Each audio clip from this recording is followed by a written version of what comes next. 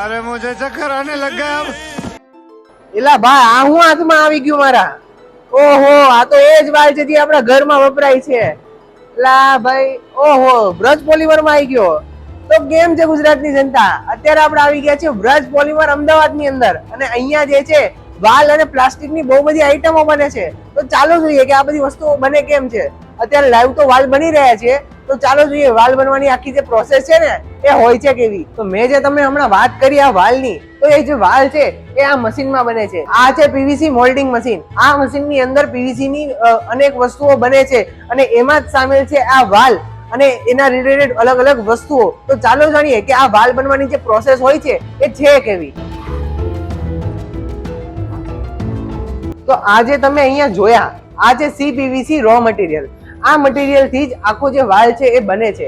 અને આ જે રો મટીરિયલ છે એ આ જે હોપર છે એની અંદર જશે અને હોપર થી આગળ જશે અને અહીંયા જે ટ્યુબ રાખેલી છે જે મશીનમાં સેટ કરવામાં આવેલી છે, આ ટ્યુબના અંદરથી જે રો મટીરિયલ જે છે એ હીટિંગ થઈ એ ઓગળી અને આગળ જશે મશીનની અંદર. અને મશીનની અંદર જે છે ડાયો રાખવામાં આવે છે કે જેનાથી પરફેક્ટ આકારમાં જે છે પ્રોડક્ટ બની શકે. જેમ કે અત્યારે જે છે વાલનું મેન્યુફેક્ચરિંગ ચાલુ છે, તો એની અંદર આ પ્રોડક્ટની જે છે એ ડાય લગાડવામાં આવી છે. તો હવે જે બી આપણે દાણા હશે કે CPVC રો મટીરિયલ છે ઉપરથી અંદર જશે અને એ અંદર જઈ ડાયની અંદર એક પોતાનો આકાર લઈ લેશે.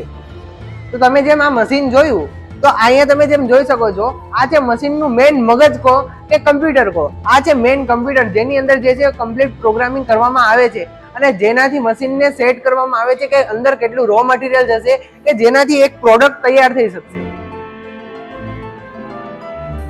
તો અત્યારે તમે જેમ જોઈ રહ્યા છો જે રો મટીરિયલ છે એને મશીનની અંદર લગાડવામાં આવી રહ્યું છે.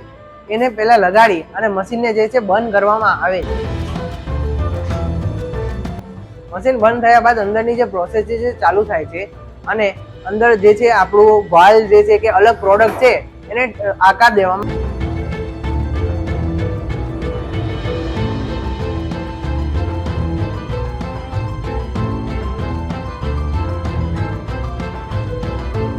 તો અત્યારે તમે જેમ જોઈ રહ્યા છો આપણી જે પ્રોડક્ટ છે મશીનની બહાર નીકળી ગઈ છે. હવે એના ઉપર થોડીક મેન પાવર લગાડીને થોડુંક કામ કરવામાં આવશે.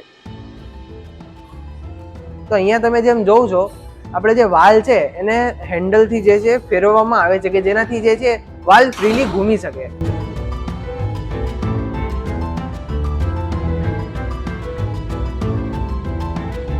તો અત્યારે આપણા વાલ તો તૈયાર થઈ ગયા છે. હવે એનો જે એક્સ્ટ્રા પાર્ટ છે એને કટ કરવામાં આવશે અને એને પાણીમાં નાખી દેવામાં આવશે. કારણ કે જે વાલ આપણે મશીનની અંદરથી કાઢ્યા હતા એ ખૂબ જ ગરમ હતા.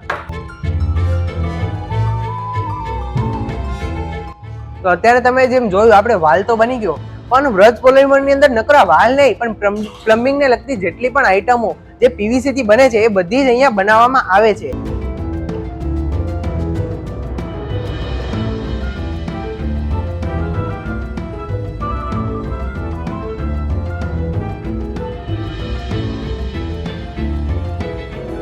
તો અત્યારે તમે જેમ આ જોઈ રહ્યા છો આ છે એલ્બો.